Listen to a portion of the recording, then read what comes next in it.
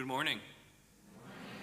And welcome to the Church of the River here in beautiful downtown Memphis, Tennessee. My name is Reverend Sam Teitel, and I have the delight of serving this congregation as minister. I invite you at this time to rise and body your spirit and join in singing hymn number 126 in your gray hymnal, Come Thou Fount of Every Blessing.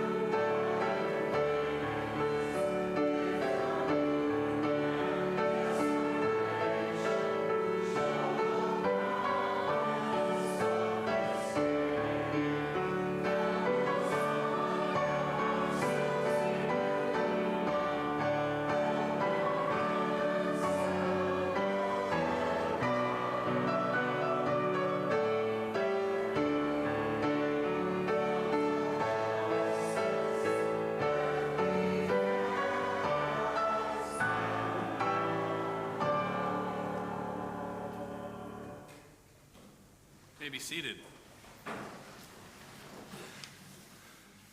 Just a few quick announcements before we get started this morning.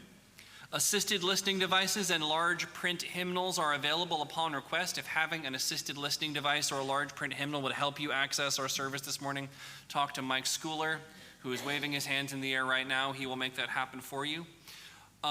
We try to save the parking spaces down in front here for people who might, for whatever reason, have trouble with the walk down from Channel 3 and for first-time visitors. So we invite you to park in Channel 3 up at the top over. I love how helpful it is for me to just kind of gesture like that. That's super informative. Park over yonder. Should that be something that does not present a challenge for you and your family, that parking is open until 3 o'clock. Nursery and preschool rooms are open for children ages 4 and younger from 9:30 to 12:30. Please note all children must be registered before attending. Children in the sanctuary are always welcome. Children who bring their full embodied vocal selves into our space. If a child and their family are more comfortable watching on the screen in the Mississippi River Room, you can also do that, but you don't have to do that for anyone else's sake. You are welcome in this space. Take note of the QR code in the sign on the back of the sanctuary. It will lead you directly to links to the orders of service, ways to donate, etc. The youth group will not meet this week, but will continue meeting very soon once we have gotten an established routine with our new Director of Religious Education, Jessica Lakeman, who is in the building.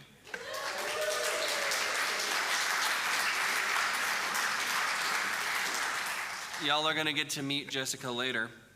The Girl Scout troop is once again in need of a new leader. If you are interested in leading a Girl Scout troop, please contact Rachel Rice or Debbie Heath. Debbie is just info@churchoftheriver.org. Just be like, hey, I'm interested in leading a Girl Scout troop, and she will point you where you need to go.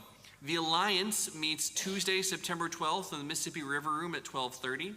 The Board of Trustees meets Tuesday, September 12th, both virtually and in person in the Beacon Room, which is the room over there. If you need a Zoom, same as the parking lot. If you need a Zoom link, please check in with Matt Holliday or Debbie Heath. Team Upstream meets Friday, September 15th at noon. The Ministry Fair is next Sunday, September 17th at noon. That's so exciting.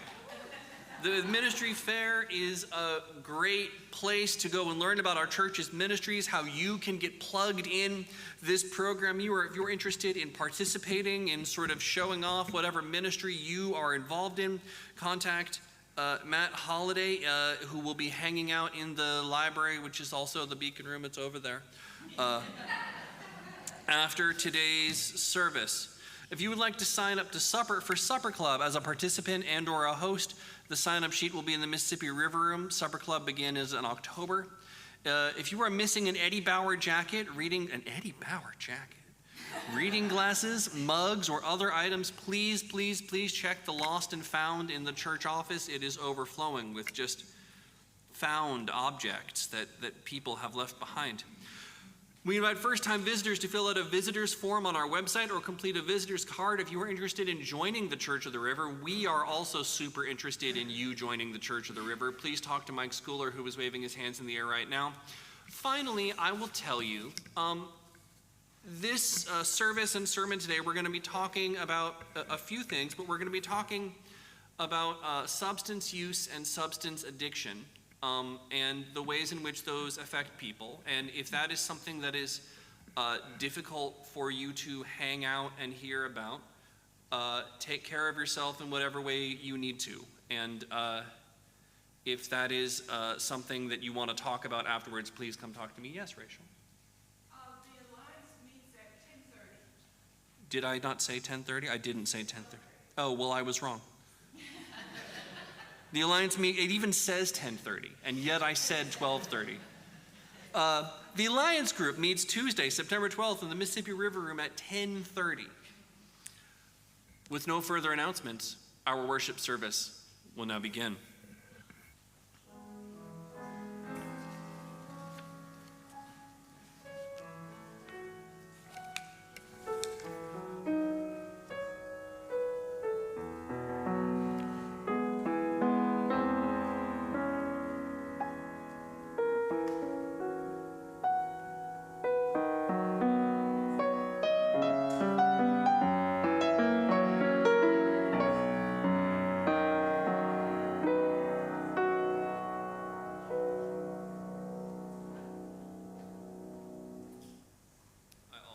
To say the piece of the announcements about social media. If you want to learn more about Church of the River and stay more up to date, you can find us on social media. Now, our worship service will now begin. Let's all take a big deep breath.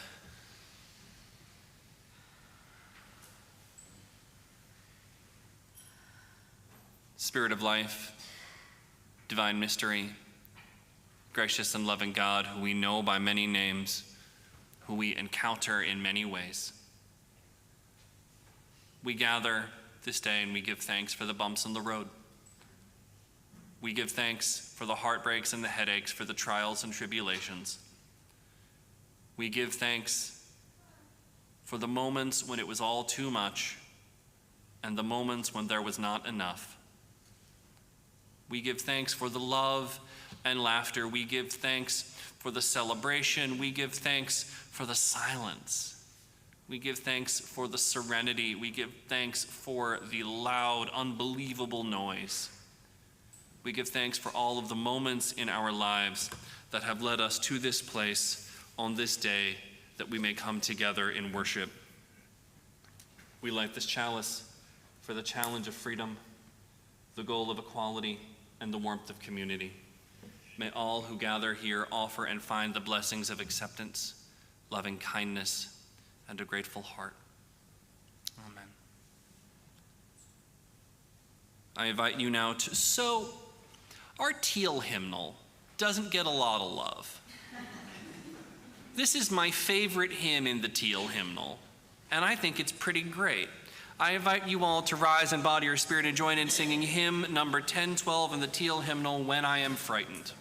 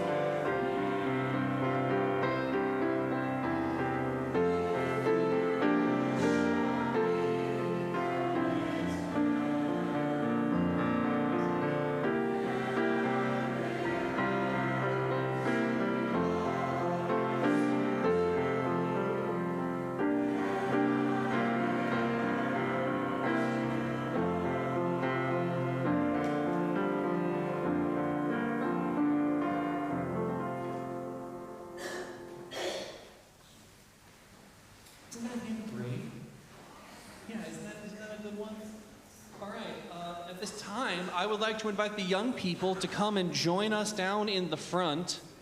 As always, this is a self-selecting group, so anyone who feels like a young person this morning is welcome to come on down. And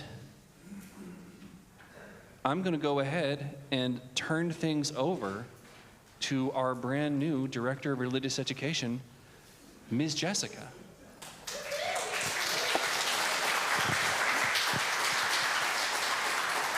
Good morning. It is so good to be with you this morning. So as Sam said, I am Jessica Lakeman. I use she, her pronouns, and I am your new Acting Director of Lifespan Religious Education.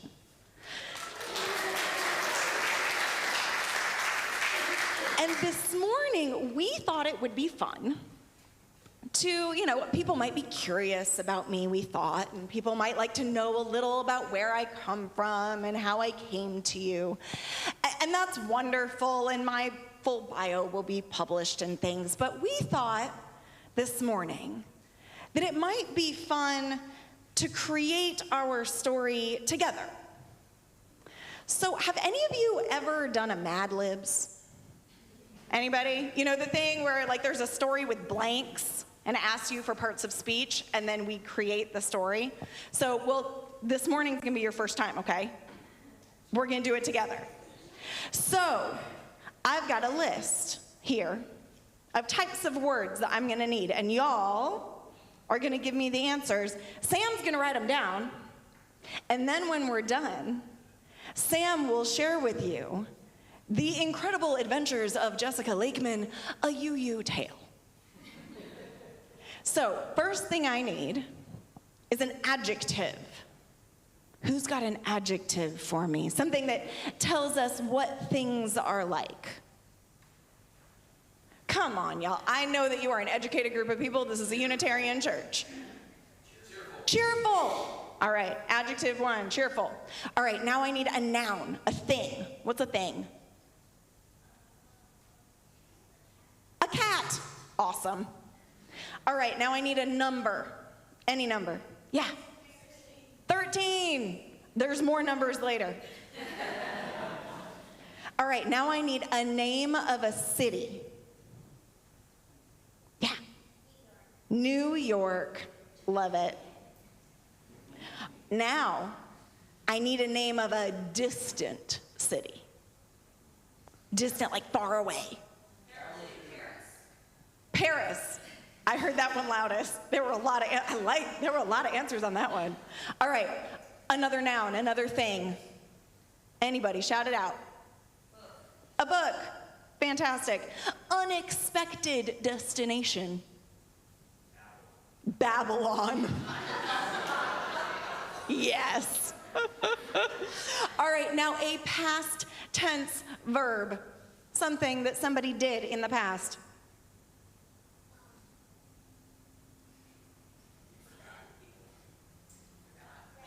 Rested. Rest.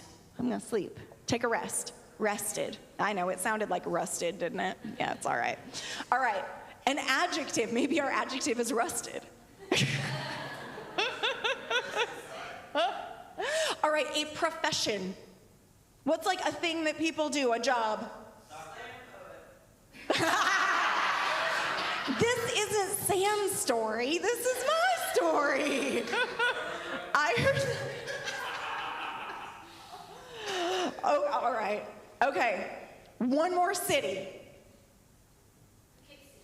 Poughkeepsie. All right, I need two numbers. I haven't heard a lot from over here. Somebody over here, give me a number. 36. 36. Somebody back over there, give me a number. 7. All right, I need, no, we have a couple more. All right, I need another noun, another thing. Somebody back in the middle. Scorpion. All right, I've got you next. Where am I? I need a verb. You got a verb? Sure. Footballing. Done. All right, I need 2 more adjectives. A describing word. That's okay, we can use that for the next noun. Sticky and cloudy. You got those? Great, butterfly. I need one more. This is our last thing. Our last noun. Who hasn't said anything? I know, but it's our last noun. Tree. Final adjective. Who's got it? Ooh, zany, which is kind of like interesting. We had similar minds. Okay. Sam, are you ready? So ready. Oh, yeah. All right. Coming to you live. The Unbelievable Adventures of Jessica Lakeman, a UU Tale. Once upon a time, there was a Unitarian Universalist community which served as a sanctuary for liberals in a world of conservatism. And in this land, there lived a person named Jessica, someone with a story as cheerful as a unicorn's dream. Raised amid the cats of Texas, she found a sense of home at the 13th Unitarian Church of New York City. In college at the University of Paris, she thrived in her studies, gaining insights into the power of books. After college, her adventures took her to Babylon, where she rested, helping her deepen her understanding of Unitarian Universalism as a rusty faith. Returning to New York City, she began her path as a UU religious educator, as a volunteer slam poet for the congregation Sunday School. Then in 2011, she moved to Poughkeepsie, Colorado, where over the past 36 years, she has served as 7 different congregations as a professional religious educator, each one a scorpion on her journey. But her journey doesn't end there. She also proudly served as the footballing ministries director for the Pacific Western region of the UUA, uplifting the importance of youth ministry as an immersion experiences in our faith. Now Jessica brings her spirit and sticky dedication to our community. As we welcome Jessica to our congregation as the new acting director of Lifespan Religious Education, let us remember the cloudy journey that has brought her here. May her passion for butterflies, her love for trees, and her dedication to our faith continue to inspire us all. With open hearts, we embrace this new chapter in our shared UU adventure, which promises to be as zany as Jessica's incredible journey.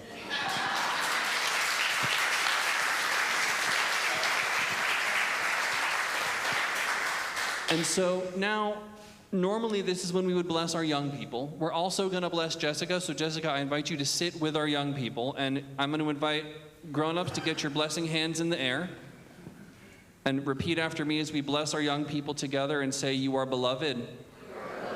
You are sacred. You are powerful. Go in peace.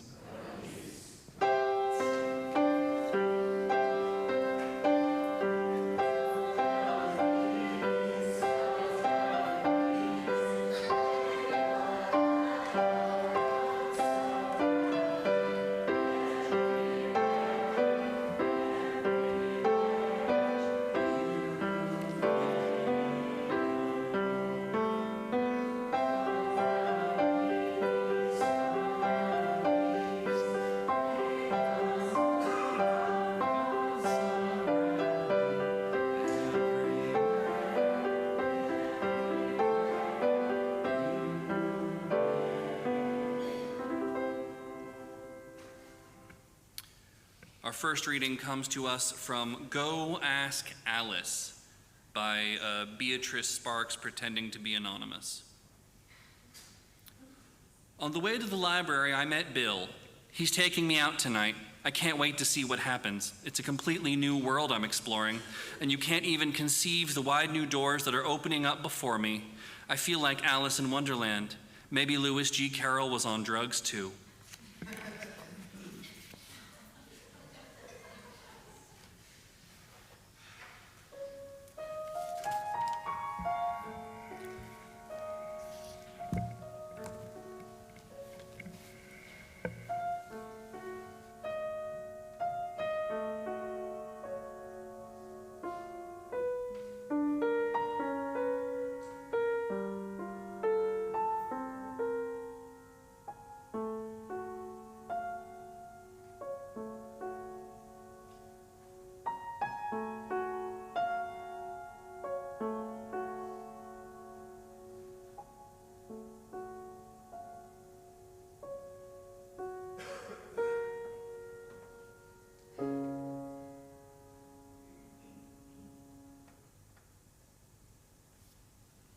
Our second reading is the 23rd Psalm.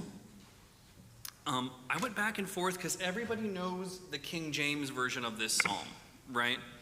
So I thought, do I read the King James just to, because, everyone can sing along if they know the words, but I thought we're going to do the NRSV like we usually do, and maybe that will help us approach it with some fresh eyes.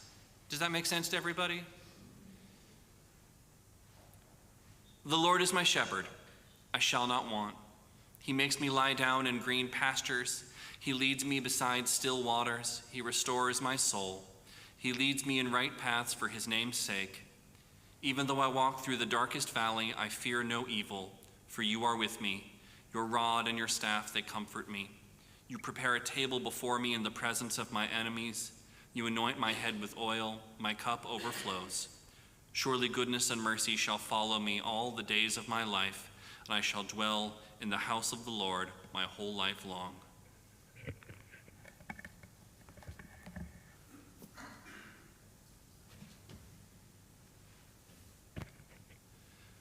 Let us pray.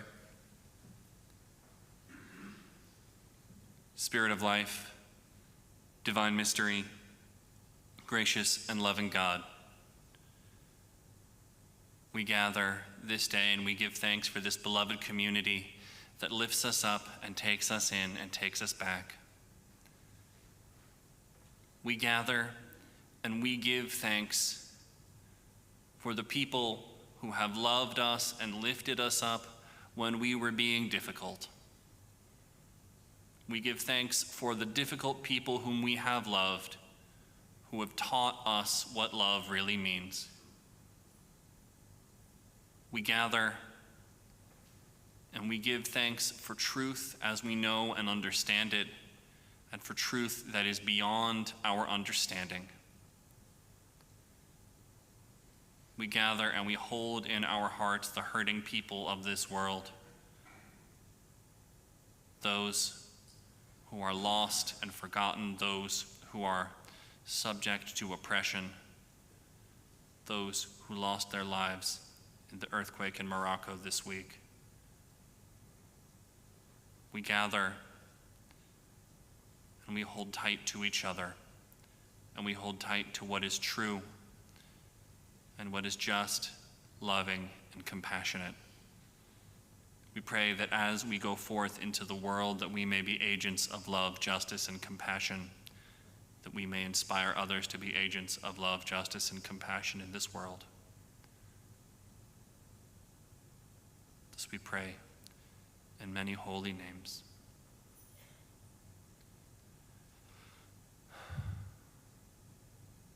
Amen.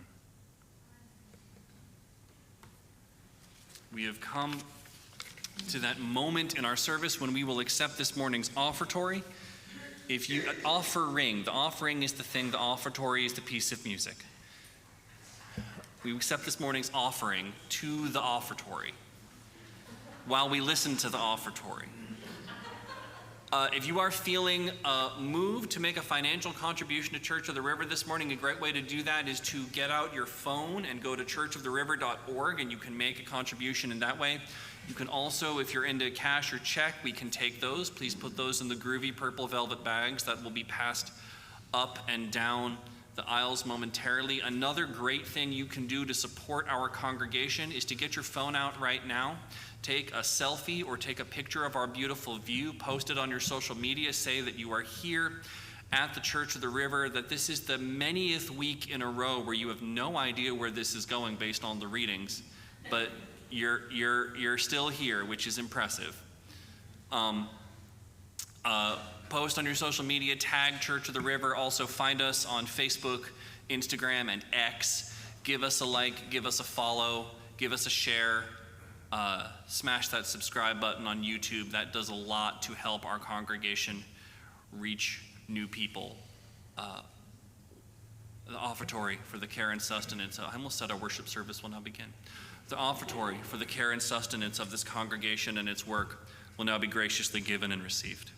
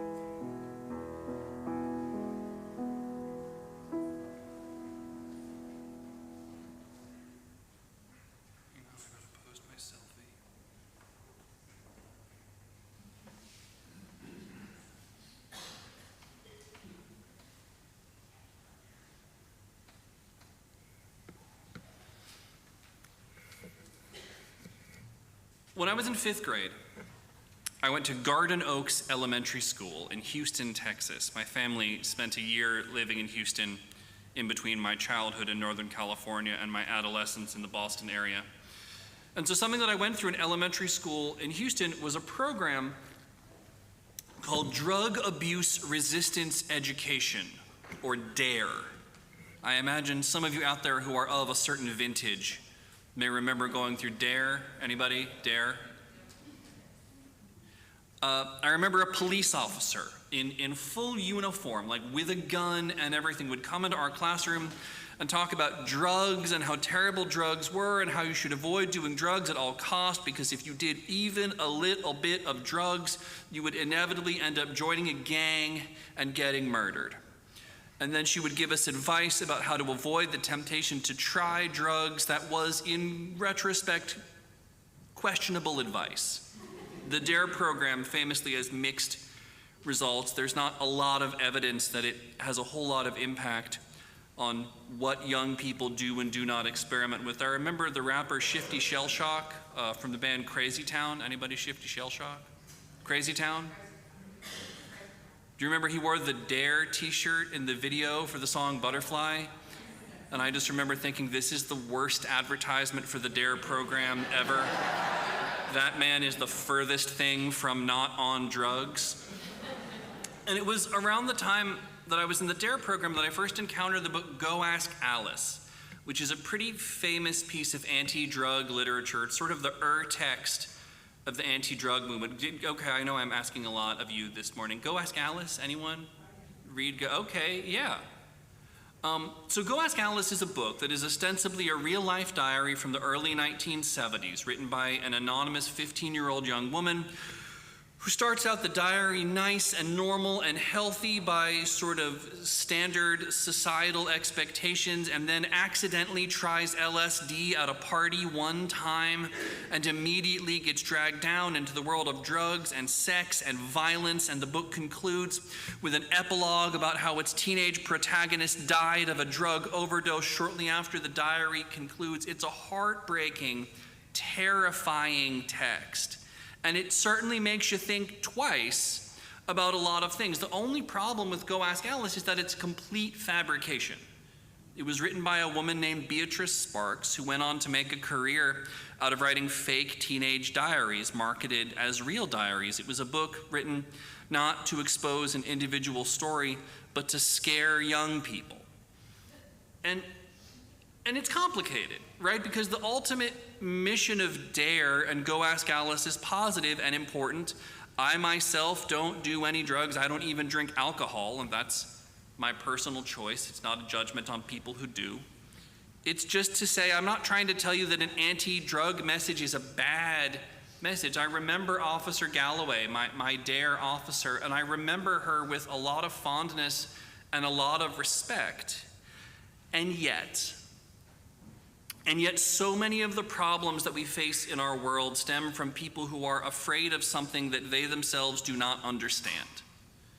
And so many of the powerful and destructive people in our world maintain power by making people feel afraid.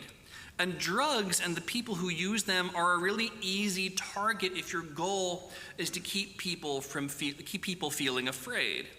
If our communities are plagued by violence and poverty, it's really easy to say that the problem is street drugs, to say that is why low-income communities are suffering, when the reality is that low-income communities suffer because they are low income, because they don't have access to resources. The problem isn't substances, it's economics. It is also a reality that people who use drugs and who struggle with drug addiction are usually not violent or dangerous people. They are usually people who are sick and who are suffering in ways that the rest of us are lucky to have never had to experience. The only addiction I have ever had to kick was smoking cigarettes, which I quit on January 2nd, 2014 at 8:35 p.m., in case you were wondering.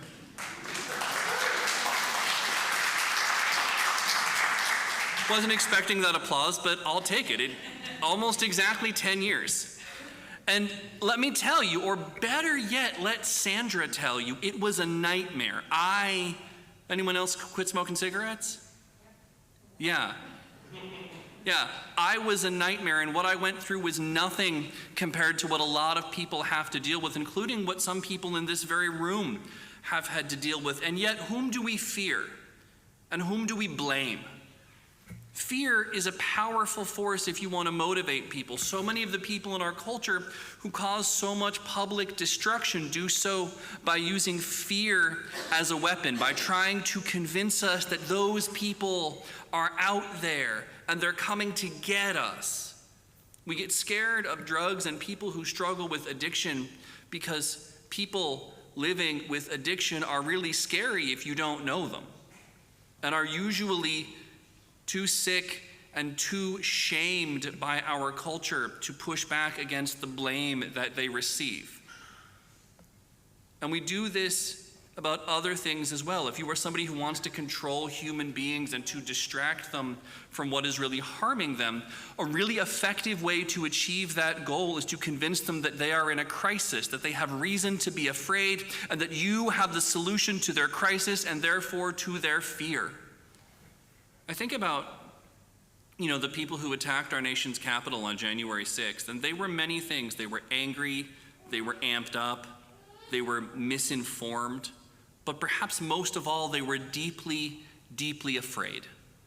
They were afraid because a person in a position of power had convinced them that they needed to be afraid and that he was the only way to alleviate their fear, so they became dangerous and destructive. And we do this on the left as well. We convince ourselves that the other side is full of dangerous, evil, almost demonic people who will never be anything but violent towards us and towards our beloveds, when in fact they are in many ways just like us. It's a normal experience in our modern era to spend a lot of your waking hours feeling afraid. And yet so many of the actual solutions to our societal problems do not involve us running away in fear or rallying around a strong man, but rather the solutions come from us reaching out and trying to understand. They come from us confronting our fear itself, not the people of whom we are afraid. And hear me when I say that fear is not always a bad thing. Our fear is often the thing that keeps us safe. My fear of the health complications caused by smoking cigarettes is what led me to quit. Fear is often not only helpful but vital. So the solution is not to live completely without fear. The solution is to make friends with our fear, is to interrogate our fear and let it teach us and guide us but not dominate us. So how do we know if our fear is healthy or unhealthy? A great way to start is when we are afraid to ask ourselves the following questions. 1, who is benefiting from me being afraid? Is it me or somebody else? 2, am I coming to depend on somebody else to alleviate my fear? Is it the same person who is telling me to be afraid? 3, am I afraid of something, including a group of people with whom I have no personal history or experience? 4, in my efforts to alleviate my fear, am I compromising my values? And 5, is my fear harming my personal relationships, especially with people who are less afraid than I am? So my solution would be to ask yourself those questions and just see where you get, and then revisit the 23rd Psalm. The 23rd Psalm says, even though I walk through the darkest valley, I will fear no evil, for you being God, are with me. And we would traditionally interpret this text to mean that if you have God with you and in your life, then you don't need to be afraid. But here in a Unitarian Universalist context, I would actually point us towards a different interpretation of that text. I would point us towards a more humanist interpretation of that text. Even for people who believe in God like I do, I would point us towards this humanist interpretation because I think there's something really valuable for us to learn there. And that is if we interpret God being with us as less about being accompanied by a divine presence and being more about an internal state in which you are living into your truest values, an internal state where you are actively working to be the best possible version of yourself, a state of being where you are truly focused on love, justice, and compassion. When you are trying to be in that place, I really do believe that you will have an easier time negotiating your fear. And when you are feeling afraid, this interpretation would point us towards our own inner life, to look to our spiritual practices, to look to the strength of our friendships and relationships, and to build on those things. Very often, when a person sits down with me as their minister and tells me how afraid they are, the first thing that I do is ask them how they are taking care of themselves. And very often that is a good place to start. The thing about the book Go Ask Alice is, while it is entirely fictitious, and again, I cannot stress enough the degree to which Go Ask Alice is a total fraud, there really are people like Alice in this world. There really are people, including young people like Alice, who are living with and suffering from addiction to drugs and alcohol. Just this past week, we lost Steve Harwell, the lead singer of the band Smash Mouth, who provided so much of the soundtrack to my youth, to medical complications resulting from alcoholism. And there are other people besides who we have been taught to fear or to shun. It's funny, if you look at the rest of the phony diaries that Beatrice Sparks fabricated in her long career, you can get a pretty good list of who those people are. Beatrice Sparks wrote diaries about a young woman who becomes pregnant, and a young person who becomes HIV positive, and a group of young people who experience homelessness. The list goes on and on. It's basically a list of what kind of people we as a society have been encouraged to stigmatize. And in every case, the answer is not to shun these people and not to fear these people, but to find the parts of ourselves that are able to love these people and offer them support in ways that are constructive and safe. Because love is the opposite of fear. The people who we fear the most are often themselves walking through the darkest valley and are desperately afraid and are in need of someone to walk with them and embody the sacred presence that the psalm describes. When we can do that work, that is when we are truly pushing back against our fear and working towards a more loving world. Amen.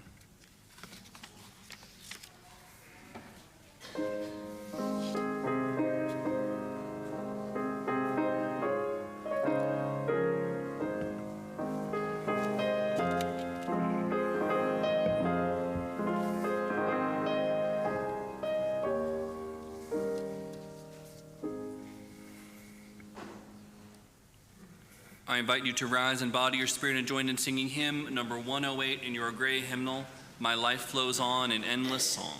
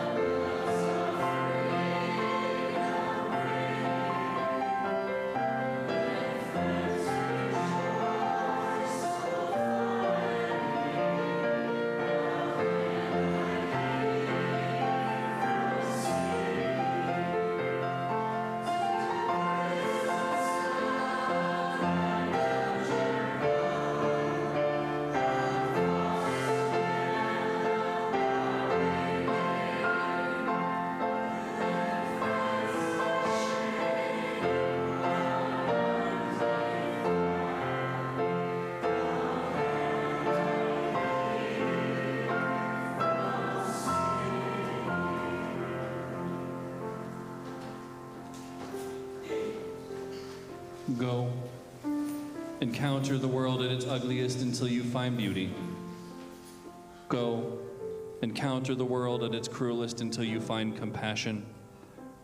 Go encounter yourself at your worst until you find that you are a beloved child of God.